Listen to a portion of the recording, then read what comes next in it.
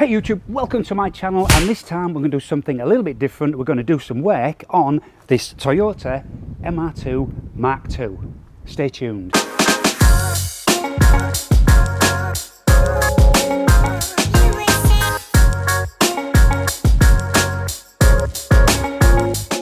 Welcome back to my channel, and this time we're going to be doing something slightly different as we've got the use of another car, and this is a Mk2 Toyota Mr2, and today we're going to be installing coilovers. This should be fun. Stay tuned. For more videos like this, don't forget to subscribe to my channel, and if you enjoy this type of video, then please give me that thumbs up. Let's go. So as I said at the beginning, this is a 1999 Mk2 Rev 5 Toyota Mr2, and my friend who owns this car, he just contacted me and he said, is any chance you can help me do some work on this? Well, running the channel like I do, I thought absolutely, I'm into working on any car.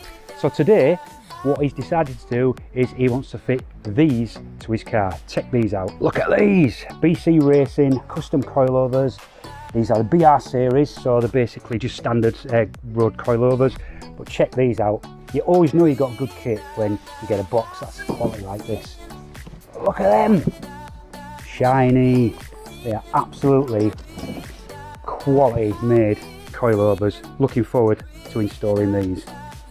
So let's stop talking and let's get on with the job. So first job obviously is to get this car jacked up and get it on axle stand so we can get the wheels off.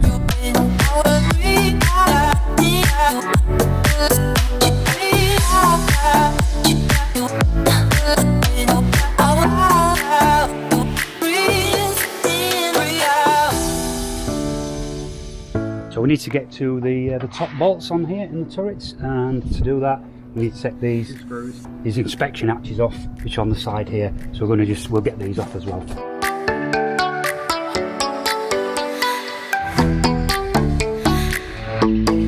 So that now gives us full access to the 3 bolts on the top of the turrets. So we'll just remove 2 of them so we can leave the 3rd one there, which is going to hold it in for us so it doesn't drop on us when we release it underneath. So let's go underneath and get it released from there now. So what we just noticed here is that this brake line is going straight through this bracket, but this bracket does not seem to have a slot in it to allow us to move this out. So we're just trying to figure out, we're going to move the holding clip underneath and see where we're at, but it might be that we've got to take the olive off the actual caliper and then pull it back up. The new coilovers do actually have a slot there so you can just push it in. So let's see what we can do with that.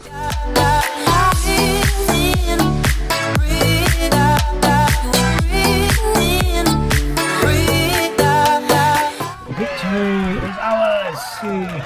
Wow.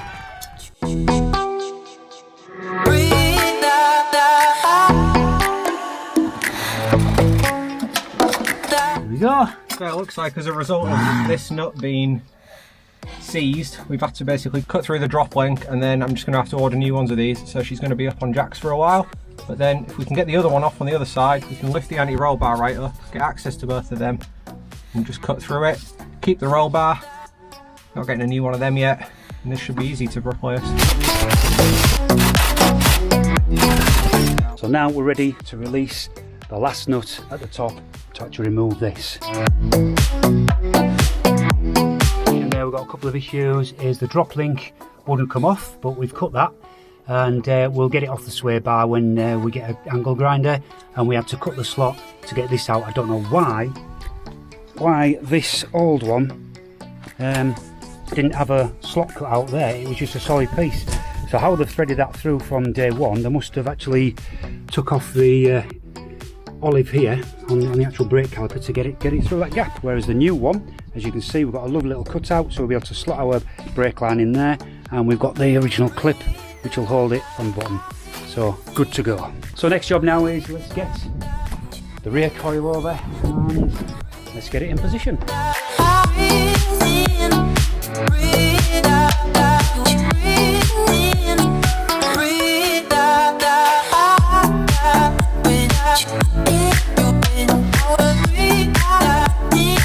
Phew, bit of work, but we managed to get the screw threads there, the bolt threads through, and one bolt there just to hold it in place. So and look, you've got nice access to that, so you can alter that. Fantastic. So now we've just got to get it back connected to the hub, so it's a bit of manoeuvring, and get the big bolts back in.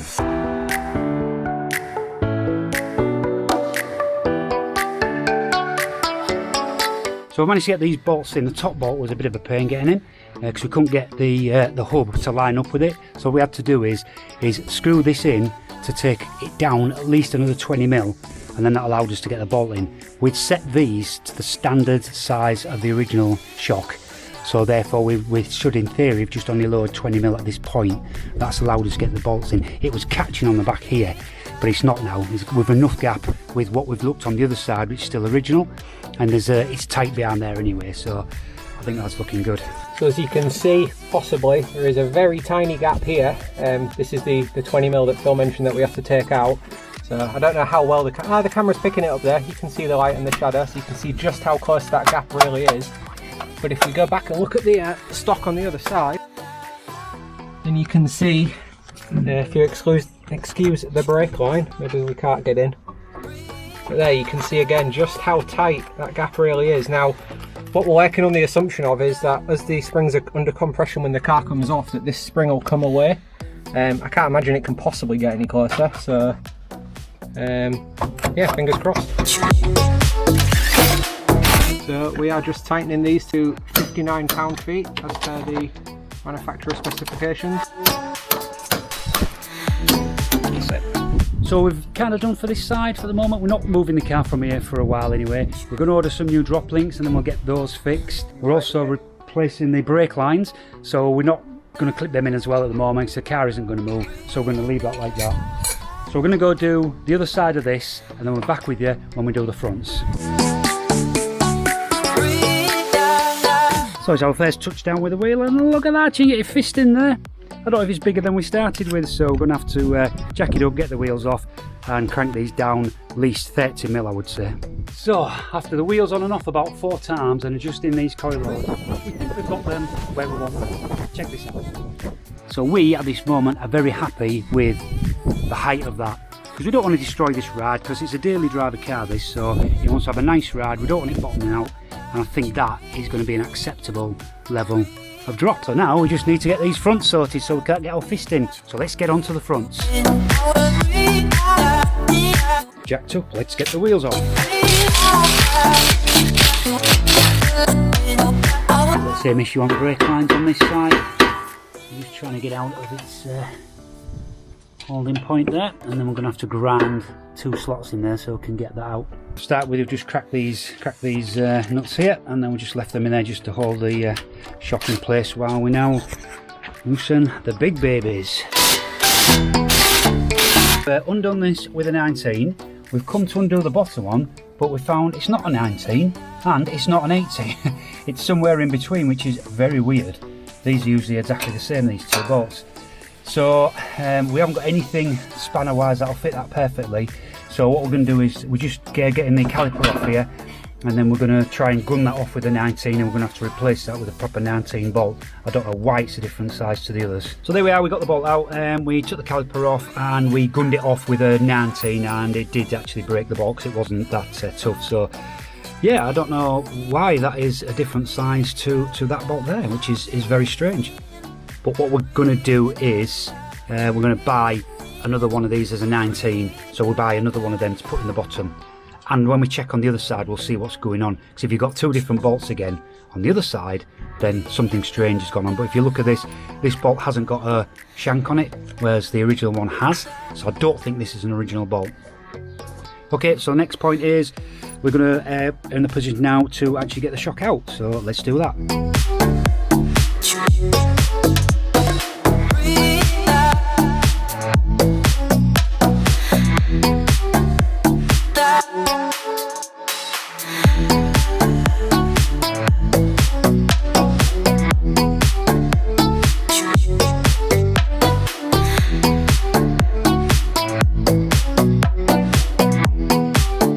That's it, that's this side nearly done. We just need to, that was tie wrapped on.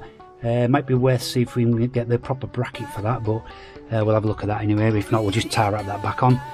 We're getting some new brake lines as we said earlier, so we're not bothered about putting that back in place yet, so that'll get fixed when we get the new brake lines in. This car is not moving after we do this until we've done the brake lines, so don't worry about that, guys. And that side is now done. Right, so that's that side now done. So what we're going to do, we're going to go do the other side, and then we'll come back after we've done that. So now with the other side removed, the front anti-roll bar is released, so we're just fastening the one up on this side again before we go around and put the other one on. Phew, that's both sides now done. Much easier than doing the backs, I must say, and it's a lot easier when you're videoing to do one of these.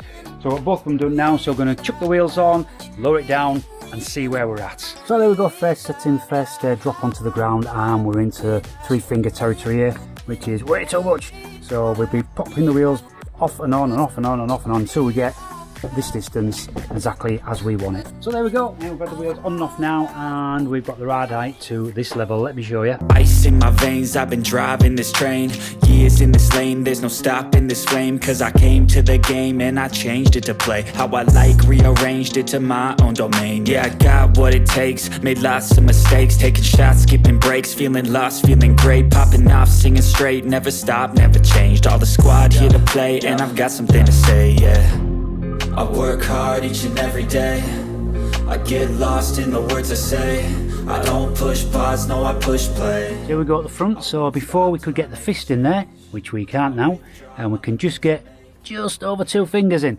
So we've worked out it's about a 25 to 30mm drop we've done front and rear, and that's exactly what he wants on his car. Now obviously we need to take it for a test run to get the suspension settled. We're not moving the car yet, because as we said, as we've gone through this, we're going to be coming back and we're going to be doing the brake lines as well. So, and we've got some rear wheel spacers which are going to be in another video, so stay tuned to this channel for those, because they'll be quite interesting as we go through that.